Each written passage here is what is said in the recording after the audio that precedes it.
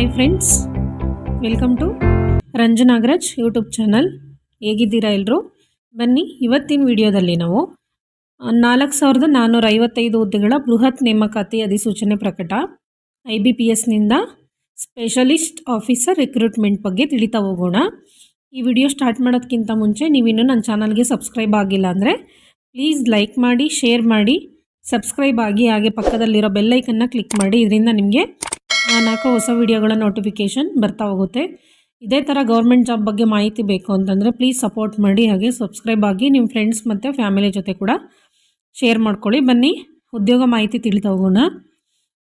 IBPS ಪ್ರತಿ ವರ್ಷದಂತೆ ಈ ವರ್ಷವೂ ಹೊಸ ನೇಮಕಾತಿ ಅಧಿಸೂಚನೆ ಪ್ರಕಟ ಹೊರಡಿಸಿದೆ. IBPSಯಿಂದ ಈ ಬಾರಿ 4455 ಪ್ರೊಬೆಷನರಿ ಆಫೀಸರ್ ಹುದ್ದೆಗೆ ಅಧಿಸೂಚನೆ ಹೊರಡಿಸಿದೆ. ಇಲಾಖೆಯಲ್ಲಿ ಅರ್ಜಿ ಸಲ್ಲಿಸುವ ಅಭ್ಯರ್ಥಿಗಳು ಅಗತ್ಯವಿರುವ ವಿದ್ಯಾರ್ಹತೆ, ವಯೋಮಿತಿ, ವೇತನ ಶ್ರೇಣಿ ಇವುಗಳನ್ನು ಸಂಪೂರ್ಣವಾಗಿ ಅರ್ಥ ಮಾಡಿಕೊಂಡು ಆಮೇಲೆ ನೀವು ಹೋಗ್ಬಿಟ್ಟು ಅಪ್ಲೈ ಮಾಡಿ. ನಾನು ಪ್ರತಿ ವಿಡಿಯೋದಲ್ಲೂ ಹೇಳ್ತಿರೋ ಹಾಗೆ ನೀವು ಯಾವುದೇ ಒಂದು ಹುದ್ದೆಗೆ ಅಪ್ಲೈ ಮಾಡಬೇಕು ಅಂತಂದ್ರೂ ನೀವು ಕರೆಕ್ಟಾಗಿ ಡೀಟೇಲಾಗಿ ತಿಳ್ಕೊಂಡ್ಬಿಟ್ಟು ಆಮೇಲೆ ಅದ್ರ ಬಗ್ಗೆ ಡೀಟೇಲಾಗಿ ಚೆಕ್ ಮಾಡಿಬಿಟ್ಟು ಆಮೇಲೆ ಅಪ್ಲೈ ಮಾಡ್ಕೊಳ್ಳಿ. ಬನ್ನಿ, ಇದು ಉದ್ಯೋಗ ಮಾಹಿತಿ ತಿಳಿತಾ ಹೋಗೋಣ. IBPS ಪ್ರತಿ ವರ್ಷದಂತೆ ಯಾವಾಗಲೂ ಹೇಳಿರೋ ಥರ 4455 ಪ್ರೊಫೆಷನರಿ ಹುದ್ದೆಗಳಿಗೆ ಅಧಿಸೂಚನೆ ಹೊರಡಿಸಿದೆ. ಆಸಕ್ತ ಮತ್ತು ಅರ್ಹ ಅಭ್ಯರ್ಥಿಗಳು ಸದರಿ ಹುದ್ದೆಗಳಿಗೆ ಅರ್ಜಿ ಸಲ್ಲಿಸಲು ನಿಗದಿಸಿದ ದಿನಾಂಕದೊಳಗೆ ಅರ್ಜಿ ಸಲ್ಲಿಸಿ ಈ ಹುದ್ದೆಗೆ ಅಗತ್ಯವಿರುವ ವಿದ್ಯಾರ್ಹತೆ, ಕ್ವಾಲಿಫಿಕೇಷನ್, ವೇತನ ಶ್ರೇಣಿ, ಸ್ಯಾಲರಿ, ವಯೋಮಿತಿ, ಏಜ್ ಲಿಮಿಟ್, ಅರ್ಜಿ ಶುಲ್ಕ, ಅಪ್ಲಿಕೇಶನ್ ಫೀಸ್, ಹುದ್ದೆಗಳ ವಿವರ, ಇತರ ಮಾಹಿತಿಗಳನ್ನು ಕರೆಕ್ಟಾಗಿ ಅರ್ಥ ಮಾಡಿಕೊಂಡು ಆಮೇಲೆ ಅರ್ಜಿ ಸಲ್ಲಿಸಿ ಅಂತ ನೋಟಿಫಿಕೇಷನ್ನ ಓದ್ಬಿಟ್ಟು ಆಮೇಲೆ ಅರ್ಜಿ ಸಲ್ಲಿಸಿ ಅಂತ ಹೇಳಿದ್ದಾರೆ. ವಿವರಗಳು ನೋಡ್ತಾ ಹೋಗೋದಾದರೆ ಇಲಾಖೆ ಹೆಸರು IBPS, ಹುದ್ದೆಗಳ ಹೆಸರು ಬಂದುಬಿಟ್ಟು ಪ್ರೊಫೆಷನರಿ ಆಫೀಸರ್, ಒಟ್ಟು ಹುದ್ದೆಗಳು 4455, ಅರ್ಜಿ ಸಲ್ಲಿಸುವ ಬಗ್ಗೆ ಆನ್ಲೈನಲ್ಲಿ ಅಂತ ಹೇಳಿದ್ದಾರೆ. ಉದ್ಯೋಗ ಸ್ಥಳ ಭಾರತಾದ್ಯಂತ ಅಂತ ಕೂಡ ಹೇಳಿದ್ದಾರೆ. IBPS ಸ್ಪೆಷಲಿಸ್ಟ್ ಆಫೀಸರ್ ರಿಕ್ರೂಟ್ಮೆಂಟ್ 2024 ಹುದ್ದೆಗಳ ಹೆಸರುಗಳು ನೋಡ್ತಾ ಹೋಗೋದಾದರೆ IT ಆಫೀಸರ್ ಸ್ಕೇಲ್ 1ನಲ್ಲಿ IT ಆಫೀಸರ್ ಇದೆ. ಕೃಷಿ ಕ್ಷೇತ್ರ ಅಧಿಕಾರಿಗಳಾಗಿದೆ, ಅದು ಕೂಡ ಸ್ಕೇಲ್ 1ನಲ್ಲಿದೆ. ರಾಜಭಾಷಾ ಅಧಿಕಾರಿ ಸ್ಕೇಲ್ 1ನಲ್ಲಿದೆ. ಕಾನೂನು ಅಧಿಕಾರಿ ಸ್ಕೇಲ್ 1ನಲ್ಲಿದೆ. ಮಾನವ ಸಂಪತ್ತಿನ ಅಥವಾ ಪರ್ಸನಲ್ ಅಧಿಕಾರಿ ಅದು ಸ್ಕೇಲ್ 1ನಲ್ಲಿದೆ. ಮಾರ್ಕೆಟಿಂಗ್ ಅಧಿಕಾರಿ ಸ್ಕೇಲ್ 1 ಇದು ಬಂದುಬಿಟ್ಟು ಹುದ್ದೆಗಳ ಹೆಸರುಗಳಾಗಿರುತ್ತೆ. ಇದರಲ್ಲಿ ವಿದ್ಯಾರ್ಹತೆ ನೋಡ್ತಾ ಹೋಗೋಣ. ಹುದ್ದೆಗಳ ಹೆಸರು ನೋಡಿದ್ದಾಯಿತು. ಇವಾಗ ವಿದ್ಯಾರ್ಹತೆ ನೋಡೋಣ. ಯಾವ್ಯಾವ ಹುದ್ದೆಗೆ ತಕ್ಕಂತೆ ಯಾವ್ಯಾವ ಥರ ನಾವು ವಿದ್ಯಾರ್ಹತೆ, ಕ್ವಾಲಿಫಿಕೇಷನ್, ಎಜುಕೇಷನ್ ಕ್ವಾಲಿಫಿಕೇಷನ್ ಕಂಪ್ಲೀಟ್ ಮಾಡಿರಬೇಕು ಅಂತ ನೋಡ್ತಾ ಹೋಗೋಣ. ಕೆಳಗೆ IT ಆಫೀಸರ್ ಸ್ಕೇಲ್ 1ನಲ್ಲಿ ಕಂಪ್ಯೂಟರ್ ಸೈನ್ಸ್ ಅಥವಾ IT ಅಥವಾ ಎಲೆಕ್ಟ್ರಾನಿಕ್ ಮತ್ತು ಕಮ್ಯುನಿಕೇಷನ್ ಅಥವಾ ಟೆಲಿಕಮ್ಯುನಿಕೇಷನ್ ಆರ್ ಎಲೆಕ್ಟ್ರಾನಿಕ್ಸ್ ಮತ್ತು ಇನ್ಸ್ಟ್ರುಮೆಂಟೇಷನ್ನಲ್ಲಿ ಪದವಿ ಅಥವಾ ಸ್ನಾತಕೋತ್ತರ ಪದವಿಯನ್ನು ಕಂಪ್ಲೀಟ್ ಮಾಡಿರಬೇಕಂತ ಹೇಳಿದ್ದಾರೆ. ಕೃಷಿ ಕ್ಷೇತ್ರ ಅಧಿಕಾರಿ ಸ್ಕೇಲ್ 1 ಇದರಲ್ಲಿ ಕೃಷಿ, ಬೋಟನಿ, ಪಶು ಚಿಕಿತ್ಸೆ, horticulture, hydroculture, agroforestry, ecology, fisheries, agriculture, marketing, cooperation, ಗ್ರಾಮೀಣ ಅಭಿವೃದ್ಧಿ, ಅಗ್ರಿ ಅರ್ಥಶಾಸ್ತ್ರ, botany, biotechnology, soil science, plant pathology, plant breeding, entomology, dairy science, algology, food science, ಪಶುಸಂಗೋಪನೆಯಲ್ಲಿ ಪದವಿ ಅಥವಾ ಸ್ನಾತಕೋತ್ತರ ಪದವಿಯನ್ನು ಕಂಪ್ಲೀಟ್ ಮಾಡಿರಬೇಕು ಅಂತ ಕೂಡ ಹೇಳಿದ್ದಾರೆ. ರಾಜಭಾಷಾ ಅಧಿಕಾರಿ ಸ್ಕೇಲ್ 1ನಲ್ಲಿ ಹಿಂದೂಸ್ತಾನಿ ಅಥವಾ ಇಂಗ್ಲೀಷ್ನಲ್ಲಿ ಸ್ನಾತಕೋತ್ತರ ಪದವಿಯನ್ನು ಕಂಪ್ಲೀಟ್ ಮಾಡಿರಬೇಕು ಅಂತ ಹೇಳಿದ್ದಾರೆ. ಕಾನೂನು ಅಧಿಕಾರಿ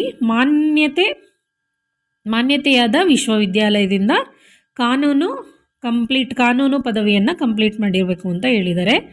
ಮಾನವ ಸಂಪತ್ತಿನ ಪರ್ಸನಲ್ ಅಧಿಕಾರಿಗಳಿಗೆ ವಿದ್ಯಾರ್ಹತೆ ನೋಡೋದಾದರೆ ಸ್ಕೇಲ್ 1ನಲ್ಲಿ ಮಾನವ ಸಂಪತ್ತಿ or personnel management, social work, labour law, labour ಕಲ್ಯಾಣ್ನಲ್ಲಿ ಸ್ನಾತಕೋತ್ತರ ಅಥವಾ ಪದವಿ ಕಂಪ್ಲೀಟ್ ಮಾಡಿರಬೇಕು, ಸ್ನಾತಕೋತ್ತರ ಪದವಿ ಅಥವಾ ಡಿಪ್ಲೊಮೊ ಕಂಪ್ಲೀಟ್ ಮಾಡಿರಬೇಕಂತ ಹೇಳಿದ್ದಾರೆ.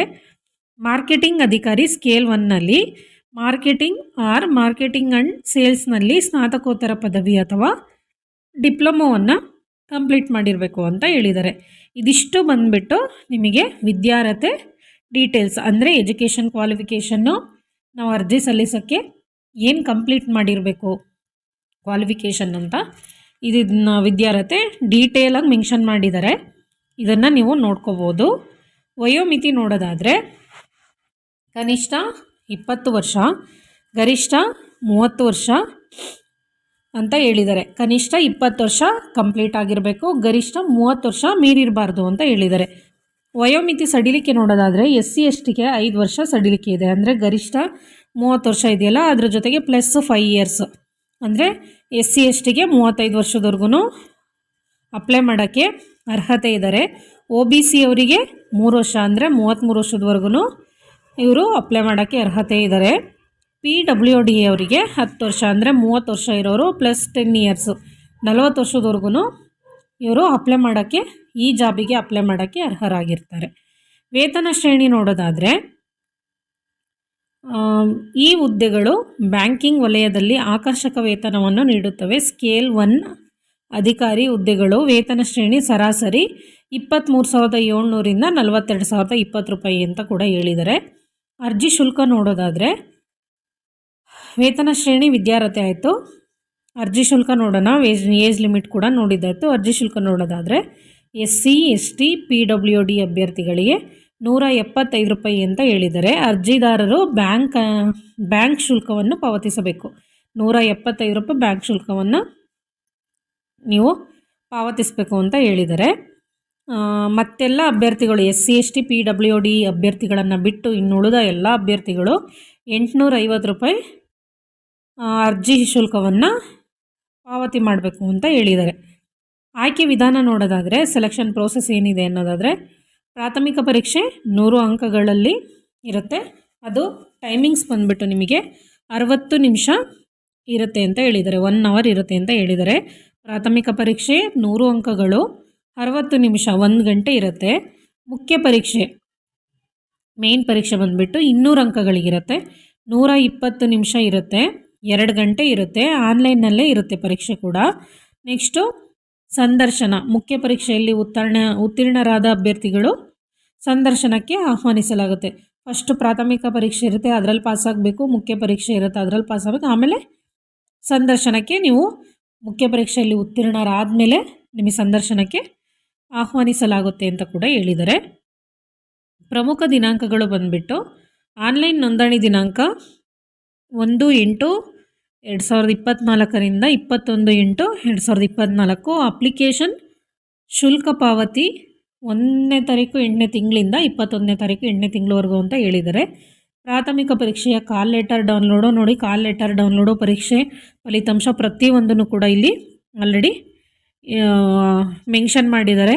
ನಿಮಗೆ ಇದು ಕೂಡ ಓದ್ಕೊಳಕ್ಕೂ ಈಸಿ ಆಗುತ್ತೆ ನಿಮಗೆ, ಮತ್ತು ಎಲ್ಲ ಪ್ರಿಪ್ರೇಷನ್ಗೂ ಕೂಡ ಅನುಕೂಲ ಆಗುತ್ತೆ. ನೋಡಿ, ಪ್ರಾಥಮಿಕ ಪರೀಕ್ಷೆಯ ಕಾಲ್ ಲೆಟರ್ ಡೌನ್ಲೋಡ್ ಯಾವಾಗ ಆಗುತ್ತೆ ಅಂದರೆ ಅಕ್ಟೋಬರ್ 2024ರಲ್ಲಿ ಆಗುತ್ತಂತೆ. ಪ್ರಾಥಮಿಕ ಪರೀಕ್ಷೆ ಬಂದುಬಿಟ್ಟು ನವಂಬರ್ 2024ರಲ್ಲಿ ಆಗುತ್ತಂತೆ. ಪ್ರಾಥಮಿಕ ಪರೀಕ್ಷೆಯ ಫಲಿತಾಂಶ ನವಂಬರ್ ಅಥವಾ ಡಿಸೆಂಬರ್ 2024ರಲ್ಲಿ, ಅಂದರೆ ಅದೇ ತಿಂಗಳಲ್ಲಿ ಅಥವಾ ನೆಕ್ಸ್ಟ್ ತಿಂಗಳೊಳಗೆ ಪ್ರಕಟ ಮಾಡ್ಬೋದು ಅಂತ ಹೇಳಿದ್ದಾರೆ.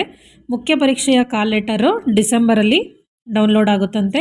ಮುಖ್ಯ ಪರೀಕ್ಷೆ ಕೂಡ ಡಿಸೆಂಬರಲ್ಲೇ ಇರುತ್ತೆ. ಅಂದರೆ ಫಸ್ಟ್ ಎಕ್ಸಾಮು ಮತ್ತು ಮೇನ್ ಎಕ್ಸಾಮು ಎರಡೂ ಕೂಡ ನವಂಬರ್ ಡಿಸೆಂಬರ್ ಒಳಗೆ ಎರಡು ನಿಮಗೆ ಎಕ್ಸಾಮ್ ಮುಗಿದ್ಬಿಡುತ್ತೆ. ಮುಗಿದಾದ್ಮೇಲೆ ನಿಮಗೆ ಮುಖ್ಯ ಪರೀಕ್ಷೆ ಬಂದುಬಿಟ್ಟು ಡಿಸೆಂಬರ್ 2024ರಲ್ಲಿದೆ. ಮುಖ್ಯ ಪರೀಕ್ಷೆಯ ಫಲಿತಾಂಶ ಜನವರಿ ಅಥವಾ ಫೆಬ್ರವರಿ 2025ಕ್ಕೆ ನೀಡ್ತಾರಂತೆ. ಅಂದರೆ ಡಿಸೆಂಬರಲ್ಲಿ ಮುಗೀತು ಅಂತಂದರೆ ನೆಕ್ಸ್ಟ್ ಜನವರಿ ಅಥವಾ ಫೆಬ್ರವರಿಗೆ 2025ಕ್ಕೆ ನಿಮಗೆ ಮುಖ್ಯ ಪರೀಕ್ಷೆ ಫಲಿತಾಂಶ ಕೂಡ ಕೊಡ್ತಾರಂತೆ. ಸಂದರ್ಶನ ಬಂದುಬಿಟ್ಟು ನಿಮಗೆ ಮುಖ್ಯ ಪರೀಕ್ಷೆ ಮುಗಿದ್ಮೇಲೆ ಸಂದರ್ಶನ ಫೆಬ್ರವರಿ ಅಥವಾ ಮಾರ್ಚಲ್ಲಿ ನಿಮಗೆ ಅಲೋಕೇಟ್ ಮಾಡಿರ್ತಾರೆ. ಅದು ಒಂದು ನಿಮಗೆ ಹೆಲ್ಪ್ ಆಗುತ್ತೆ, ನೋಡ್ಕೊಳ್ಳಿ. ತಾತ್ಕಾಲಿಕ ನೇಮಕಾತಿ ಅಂದರೆ ನೀವು ಅಷ್ಟಾದಮೇಲೆ ನಿಮಗೆಲ್ಲ ಇಂಟರ್ವ್ಯೂನೂ ಪಾಸ್ ಆಯಿತು ಅಂತಂದರೆ, ಎಕ್ಸಾಮ್ ಎಲ್ಲ ಪಾಸ್ ಆಗಿಬಿಟ್ಟು ಇಂಟರ್ವ್ಯೂನೂ ಪಾಸ್ ಆಯಿತು ಅಂದರೆ ನಿಮಗೆ ತಾತ್ಕಾಲಿಕ ನೇಮಕ ಆಯ್ತಂದರೆ ಟೆಂಪ್ರವರಿ ಹೇಳಿದ್ದಾರೆ ನಿಮಗೆ, ಆದಷ್ಟು ಏಪ್ರಿಲಲ್ಲೇ ನಿಮಗೆ ನೇಮಕಾತಿ ಮಾಡ್ಕೊಳ್ತಾರೆ. ಇದಿಷ್ಟು ಈ ಹುದ್ದೆಯ ಮಾಹಿತಿಯಾಗಿದೆ. ಆದಷ್ಟು ಬೇಗ ಹೋಗ್ಬಿಟ್ಟು, ಜಾಬ್ಗೂ 4,000 ಚಿಲ್ಲರೆ ಇದೆ ಅಂತಂದರೆ ಕಡಿಮೆ ಅಲ್ಲ, ಬೇಗ ಹೋಗ್ಬಿಟ್ಟು ಅಪ್ಲೈ ಮಾಡ್ಕೊಳ್ಳಿ. ಅಪ್ಲೈ ಮಾಡೋರೆಲ್ರಿಗೂ ಆಲ್ ದ ಬೆಸ್ಟ್. ನಿಮಗೆ ಇದೇ ರೀತಿ ಗೌರ್ಮೆಂಟ್ ಜಾಬ್ ಬಗ್ಗೆ ಮಾಹಿತಿ ಬೇಕು ಅಂತಂದರೆ ಪ್ಲೀಸ್ ಸಪೋರ್ಟ್ ಮಾಡಿ, ಹಾಗೂ ಫ್ರೆಂಡ್ಸ್ ಮತ್ತು ಫ್ಯಾಮಿಲಿ ಜೊತೆ ಶೇರ್ ಮಾಡ್ಕೊಳ್ಳಿ. ಎಲ್ರಿಗೂ ಧನ್ಯವಾದಗಳು. Thank you.